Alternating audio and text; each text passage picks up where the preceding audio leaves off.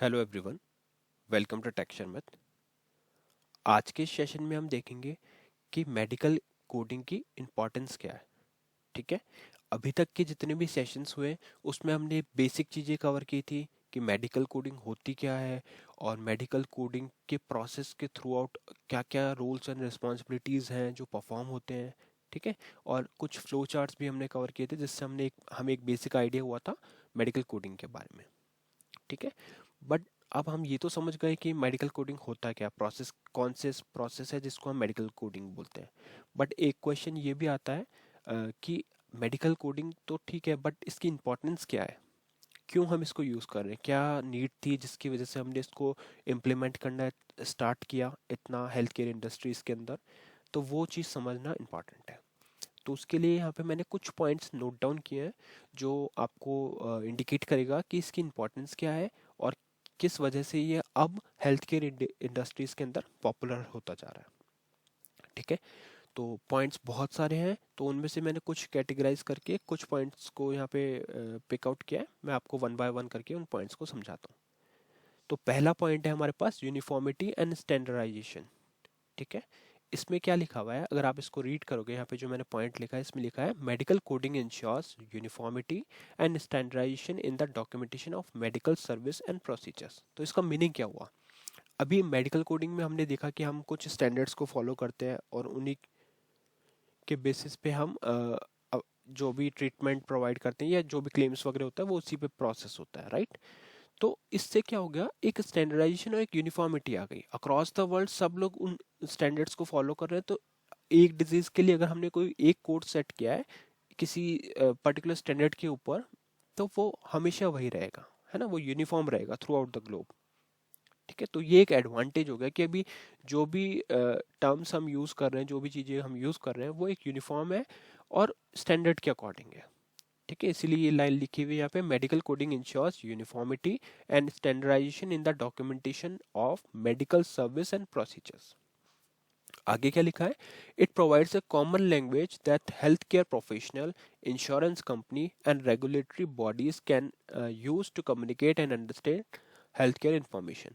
ठीक है, तो इससे क्या एडवांटेज हो गया, इससे एडवांटेज ये हो गया कि अब हमारे पास एक कॉमन लैंग्वेज हो गई हेल्थ केयर प्रोफेशनल्स के लिए, इंश्योरेंस कंपनीज के लिए और रेगुलेटरी बॉडीज के लिए। ठीक है, जिनको यूज किया जा सकता है कम्युनिकेट करने के लिए और समझने के लिए हेल्थ केयर इंफॉर्मेशन को। पहले क्या होता था कि सबके एक अलग अलग स्टैंडर्ड्स होते थे, सब इंटरेक्ट करते थे तो वो एक कम्युनिकेशन गैप रहता था, बट अब सब चीज़ें एक यूनिफॉर्म है। तो उसकी वजह से सबको एक कॉमन लैंग्वेज मिल गई जिसके बेसिस पे हर मेडिकल इंफॉर्मेशन को शेयर किया जा सकता है इजीली। तो ये एक पॉइंट था। सेकेंड पॉइंट है हमारे पास बिलिंग एंड रीइंबर्समेंट। इसका मीनिंग क्या होता है, ये सबसे इंपॉर्टेंट फैक्टर है क्योंकि आप देखोगे जब भी आप मेडिकल कोडिंग के बारे में सुनोगे तो आपको साथ में मेडिकल बिलिंग के बारे में भी आइडिया होगा। क्यों, क्योंकि जैसा हमने फ्लो चार्ट में भी देखा था लास्ट सेशन में कि जब हम मेडिकल कोड जब कोई मेडिकल कोडर कोड करता है तो वो एट द एंड बिलर के पास जाता है और बिलर फिर उसको आगे क्लेम के लिए प्रोसेस करता है, राइट। तो इसलिए ये बहुत इंपॉर्टेंट है, ये वाला पॉइंट। तो इस पॉइंट को देखते हैं, यहाँ लिखा है billing and reimbursement, accurate medical coding is essential for the billing and reimbursement process. अगर आपके पास मेडिकल कोडर्स ने कोड ही प्रोवाइड नहीं किया तो आप बिलिंग के लिए प्रोसेस नहीं कर पाओगे, क्योंकि बिलिंग तभी होगी जब कोई पर्सन मेडिकल डॉक्यूमेंट्स को कन्वर्ट करे कोड्स में और फिर उन कोड्स के बेसिस पे आप बिलिंग को प्रोसेस करोगे, रीइंबर्समेंट के लिए प्रोसेस करोगे। तो अब इसके आगे क्या लिखा हुआ है, इसके आगे लिखा हुआ है it allows health care provider to submit claims for the service rendered to patient. ये भी करेक्ट पॉइंट है कि हेल्थ केयर प्रोवाइडर को यह अलाउ करता है क्लेम्स को प्रोसेस करने के लिए जो सर्विसेज पेशेंट को रेंडर की हुई है। ठीक है, insurance company use the codes to determine the amount of reimbursement and health care provider is entitled to for a particular service and procedure.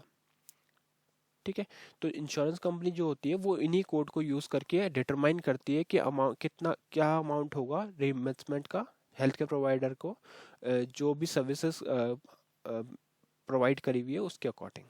तो ओवरऑल आप ये कह सकते हो कि बिलिंग और रीइंबर्समेंट के लिए भी हम मेडिकल कोडिंग का यूज करते हैं। फिर है हमारे पास data analysis and research. Medical code play a crucial role in health care data analysis and research. Aggregated and anonymized code data can be used to identify healthcare trend, track disease outbreak, and conduct epidemiologic studies. This information is valuable for public health organization, researchers and policymaker. अभी क्या होता है जब हम किसी medical coding को use करते हैं, तो उस केस में क्या हो रहा है, हम हर मेडिकल ट्रेंड को भी ऑब्जर्व कर रहे हैं, राइट।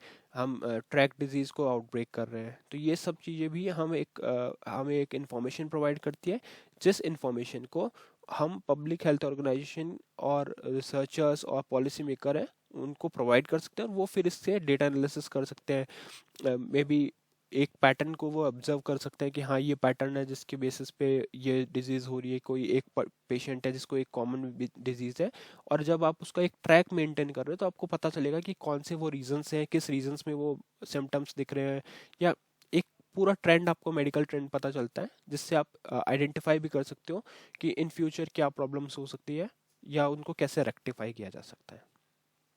ठीक है, तो ये एक पॉइंट था। नेक्स्ट पॉइंट देखते हैं। नेक्स्ट पॉइंट है रेगुलेटरी कंप्लायंस। ये भी इंपॉर्टेंट पॉइंट है। यहाँ क्या लिखा है, accurate medical coding helps healthcare provider comply with regulation and standards set by government bodies such as Centers of Medicare and Medicaid Services CMS in the United States। ठीक है, तो कंप्लाइंस के according भी ये है, अगर आपके पास मेडिकल कोडिंग होगी एक्यूरेट, तो आप हेल्प कर पाओगे हेल्थ केयर प्रोवाइडर को, किस लिए, रेगुलेशन से कंप्लाई करने के लिए। ठीक है, तो एक प्रॉपर आप ये रेगुलेटरी कंप्लाइंस मेंटेन कर सकते हो। फिर हमारे पास पॉइंट है clinical documentation and improvement. Proper coding encourages accurate and detail clinical documentation. Coding से क्या होगा कि हमारे पास एक प्रॉपर और बिल्कुल टू द पॉइंट डिटेल रहेगा हर क्लिनिकल डॉक्यूमेंटेशन का। Physicians and health care professionals are motivated to provide thorough and precise documentation of patient encounter, diagnosis and treatment to support appropriate coding and billing। जब ये process अब utilise हो रहा है coding और बिलिंग का, तो इस केस में क्या होगा, जो भी हेल्थ केयर प्रोफेशनल्स हैं, डॉक्टर्स हो सकते हैं, मेडिकल एक्सपर्ट्स हो सकते हैं, वो अभी एक प्रिसाइज डॉक्यूमेंटेशन प्रोवाइड करते हैं, जिसमें इंक्लूडेड होता है patient encounters, diagnosis, treatment, which is used to support appropriate coding and billing for the healthcare industries। ठीक है, उसके बाद में थर्ड जो पॉइंट है हमारे पास वो है patient care and coordination. Medical coding facilitates communication among health care professional involve in patient care. तो यहाँ पे भी हमारे को एक कम्युनिकेशन फैसिलिटेट करता है medical coding. It ensures that relevant information is accurately documented in the patient medical record. जैसा मैंने आपको पहले भी बताया था कि मेडिकल कोडिंग से हम एक प्रॉपर डॉक्यूमेंट मेंटेन कर रहे हैं। ठीक है, जो भी पेशेंट का एक पूरा ट्रैक होल्ड करता है, तो वो भी आपको एक प्रोवाइड करता है information medical coding he. Allowing for effective coordination among the different healthcare providers and specialists। तो आप पेशेंट केयर कोऑर्डिनेशन भी कर रहे हो, क्योंकि आप एक पूरा उनका रिकॉर्ड मेंटेन कर रहे हो, उनका एक पूरा हिस्ट्री आप लॉग कर रहे हो, जिसके बेसिस, और वो किस बेसिस पे हो रहा है, आपके कोडिंग के बेसिस पे। तो इसीलिए भी इस रीजन की वजह से भी कोडिंग हमारे लिए इम्पॉर्टेंट है। ठीक है, नेक्स्ट पॉइंट देखते हैं। नेक्स्ट पॉइंट है फ्रॉड एंड अब्यूज प्रिवेंशन। अभी क्या होता है, अब जैसे हम कोडिंग कर रहे हैं तो हमारे पास एक प्रॉपर एक्चुअल फैक्ट्स हैं कि किस रीज़न की वजह से हमने सर्विस प्रोवाइड करी, तो वो उसकी वजह से क्या होगा, फ्रॉड प्रिवेंशन होता है। अभी यहाँ पे क्या लिखा है, coding helps in detecting and preventing health care fraud and abuse. Accurate coding ensures that services built align with the actual service provided, reducing the risk of fraudulent claims। ठीक है, पहले क्या होता था, कुछ रीजंस में ऐसा होता था कि जब कोई ट्रीटमेंट प्रोवाइड किया जाता था तो प्रॉपर क्लेम्स उनको प्रोवाइड नहीं किए जाते थे, बट जब से ये कोडिंग को इम्प्लीमेंट किया हुआ है, तब से अब हमारे पास एक एज ए प्रूफ रहता है कि हाँ ये कोड्स हैं, जो भी सर्विस प्रोवाइड की हुई थी वो उससे अलाइन कर रहे हैं, और एक्चुअल जो भी सर्विस थे उनको मैच करके ही कोडिंग परफॉर्म हुई है। तो इससे भी फ्रॉड और अब्यूज़ का प्रिवेंशन होता है। ठीक है, इसके बाद नेक्स्ट पॉइंट है हमारे पास health information management. Medical coding is integral part of health information management contributing to the organisation, storage and retrieval of patient data. तो इस प्रोसेस के थ्रू हम जो पेशेंट का डेटा है उसको पूरा मेंटेन कर रहे हैं कि और उसको मेंटेन करने के लिए उसका प्रॉपर रिट्रीवल, स्टोरेज और ये सब भी तभी परफॉर्म हो पाएगा जब हम कोडिंग इंफॉर्मेशन को यूज करेंगे। तो यहाँ लिखा है coded information supports the creation of comprehensive and accurate health record. ठीक है, तो ये कुछ पॉइंट्स थे जो हमें इंडिकेट करते हैं कि मेडिकल कोडिंग की क्या इंपॉर्टेंस है। पॉइंट्स और भी बहुत सारे हैं, ये एक बहुत ही वास्ट टॉपिक है, तो बहुत सारे ऐसे पॉइंट्स और भी हैं जो अभी हमने यहाँ पे इंक्लूड नहीं किए। बट ओवरऑल अगर आप देखोगे तो ये कुछ मेन पॉइंट्स निकल कर आते हैं जब भी हम मेडिकल कोडिंग के इंपॉर्टेंस के बारे में बात करते हैं। ठीक है, तो अभी अगर आप देखोगे तो ये सारे पॉइंट्स हम कवर कर चुके हैं और इस सेशन के लिए इतना ही था। नेक्स्ट सेशन में हम बाकी टॉपिक डिस्कस करेंगे। So thank you for watching tech Sharmit.